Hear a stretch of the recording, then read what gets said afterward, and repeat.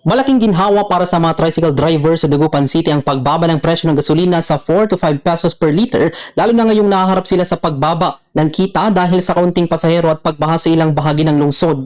Ayon kay Gaudencio Tamayo, ang presidente ng Sentro Dagupan Federation, malaking tulong ito lalo na sa pagbawas ng kanilang gastusin sa araw-araw na pamamasada. Umaasa rin siya na magpapatuloy ang pagbaba ng presyo ng gasolina upang mas gumaan ang pasanin ng mga tricycle driver at kanilang pamilya. Gayunpaman, sinabi ni Tamayo na nananatiling mabigat ang epekto ng masamang panahon sa kanilang kabuhayan dahil sa pagbaha sa ilang bahagi ng lungsod.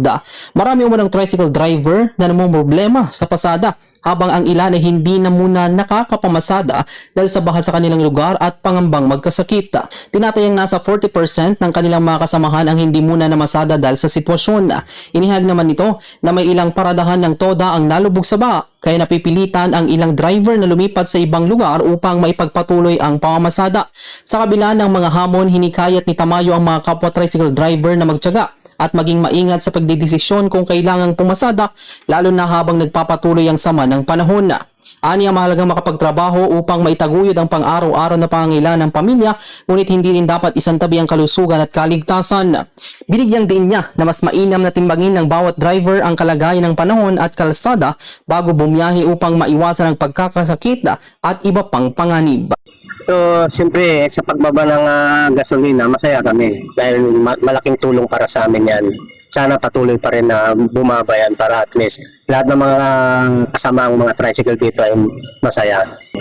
So, ngayon ko kasi pagka tumataas yung gas namin ngayon, siyempre, na morido din kami. Siyempre, kung sumikot kami, halimbawa, maghanap kami ng mga pasahero minsan kasi minsan nagkakupang ganyan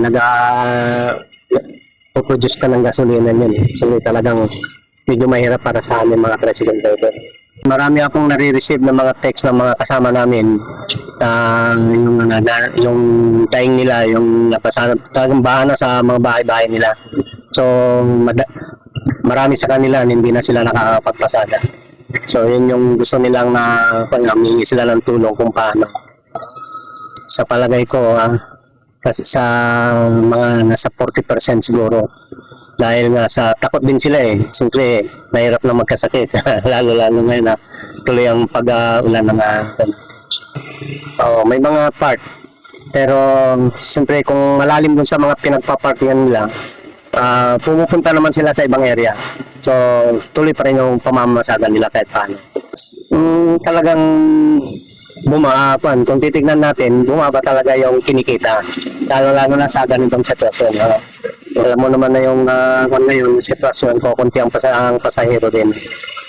So, mga kapwa kong mga tricycle driver, ang masasabi ko lang, tiis-tiis lang talaga dahil ito ay isang bagyo, hindi natin kayang pahintuin yan. So, kailangan lang natin mag-ingat para hindi tayo magkasakit. Para sa ganun, patuloy pa rin yung provide natin ng mga pangangailangan ng ating pamilya. Kung tayo nagkasakit, kawawa naman ang pamilya. Kaya, decision kailangan lang tama kung kailangan bang lumabas o hindi. Sa programa nga Bombo Hanid Ugto, Patrol numero 5, Bombo Oliver na kumus nag-uulat. This is Bombo Radio Philippines, the number 1 radio network in the country, your trusted source of news and information, basta radyo. Bombo!